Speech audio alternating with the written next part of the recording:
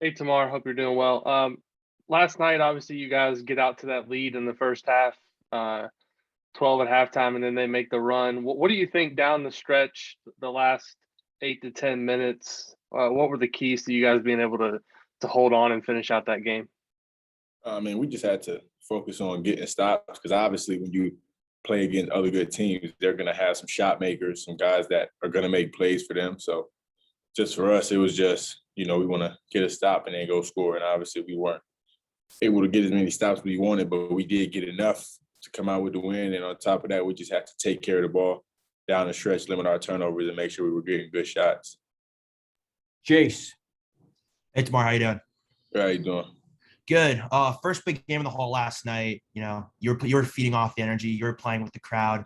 You're feeding off the energy, hitting shots, making plays. How is that? How is that energy you're feeding off? How has that boosted your confidence going forward and being able to, consistently make those plays night in and night out? Well, I mean, just knowing that when we play here, having the fans, behind us, that obviously gives us some more motivation, some added confidence. But, we have that regardless of, if we're here on the road or at a neutral location. So, and as time goes on and, I continue to, get my legs back, it's expected of me and, my teammates to perform at a high level. Tyler. Hey, Tamar, hope you're doing well. Obviously, you showed some flashes of kind of all aspects of your game in the first half. But I guess, what do you feel like is the next step for you to be able to do that on a consistent basis? And are there kind of other aspects of your game that you're specifically trying to kind of take that next step with?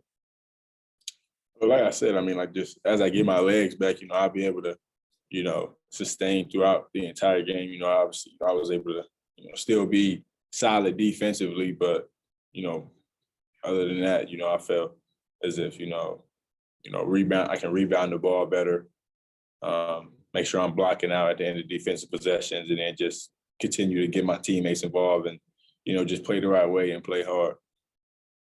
Dustin.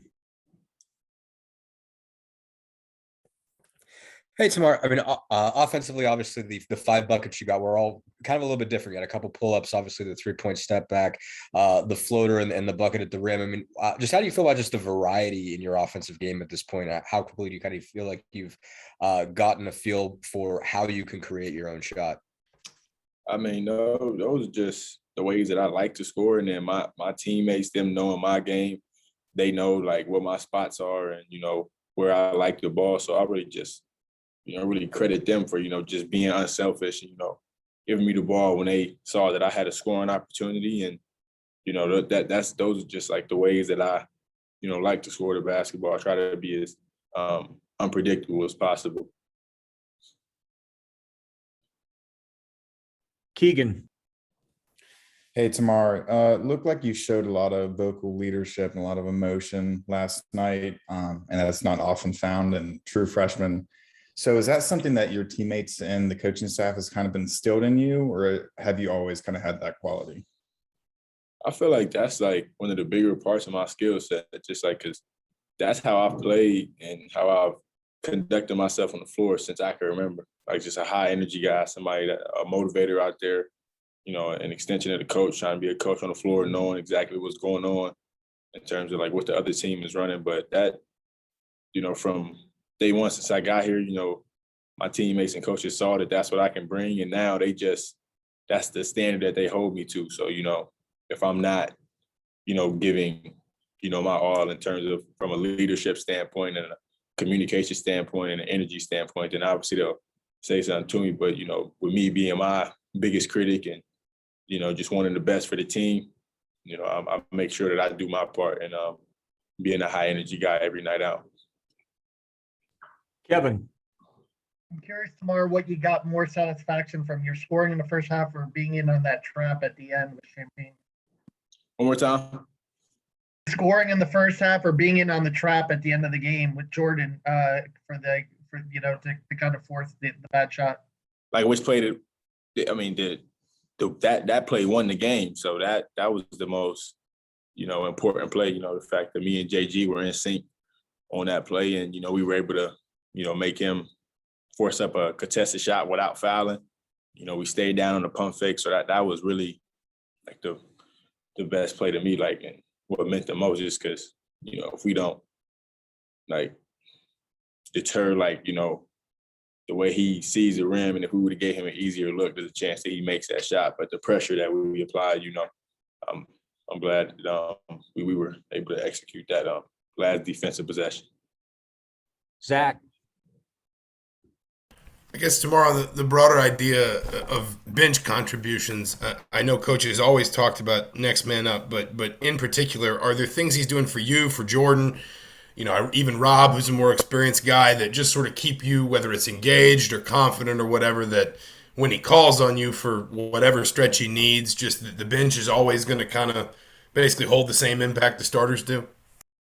I mean, our mentality is just like, your team is only as good as the last player, like, on the depth chart. So whether it's like, no matter who it is, no matter who he subs in, he just always stresses that you always stay ready, continue to work on your game. And then just from a coaching standpoint, he instills the utmost confidence in all of us. So, when we check into the game, with the work that we put in, we are able to believe in our ability as a team and as individuals. And, when we check in, we don't expect there to be any let up when the bench subs in and, and the starters aren't in. Because, I mean, the main goal is to win the game. Like, that's everybody's mindset coming into it. So it really doesn't matter who's on the floor. It's just, whatever minutes you get, you want to maximize them.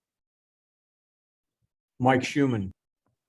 Yeah, hey, Tamar, there's a notion in basketball that the mid-range shot is dead and players should either shoot threes or layups, but it's obviously an important part of your game. I'm curious how you think about that and how much do you work on that part of your game?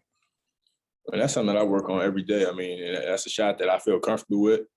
And, those are like spots that I like to get to. And like I said, my teammates know that. So, I mean, that it's an important part of my game. And, the higher level you go up, I mean, you see guys like Chris Paul, Devin Booker, DeMar DeRozan, older players like, Tony Parker, Coutinho Mobley, they all, at the highest level of basketball, and even in college, like in their college games, they all got to their mid-range shot. Kyrie Irving, So, I mean, it's a very important piece of my game, and helps me be able to score in more than one or two ways.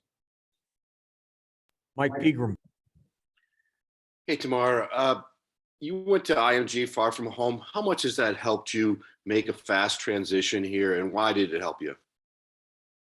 I mean, I would say it helped me just because, like you said, I mean, I was away from home, and, when I went down there, my focus just transitioned from, like, obviously I want to be at home, want to be with my family and friends, but I know what I'm doing here, and I know what I came here for. So, I want to make sure that all my focus is, where I'm at, and obviously my parents and all the people that are like in my circle out there, they get to as many games as possible. But, going to IMG, it helped me a lot mentally, definitely physically, but in terms from a mental standpoint, I was able to play like almost all of the freshmen that I'll play again this year. So, just being able to play against other elite players and learn how to play with other good players to figure out what kind of role I can fit into on a team full of elite guys. Last question, Tom Brew. Tamar, you mentioned the other day that it's still just hooping, but when we see in the first half like last night, where you got 11 points, you were very aggressive and active, trying to score. Did you feel a good comfort level and confidence level just by the way that game was playing out last night for that to happen? I did. I mean, and as time goes on, I'm able to find more of a flow. When I get into the games, and obviously that flow comes with playing more minutes, which is, starting to happen as I'm feeling better on the floor, get my legs back under me. But, I felt comfortable. My teammates always help with that. And, it's just something that we all expect to, continue to get better at. And we all expect to find a flow as a team as time goes on, because we're still, learning each other. But I feel like we're on the right path. All right, Tamar, thank you very much.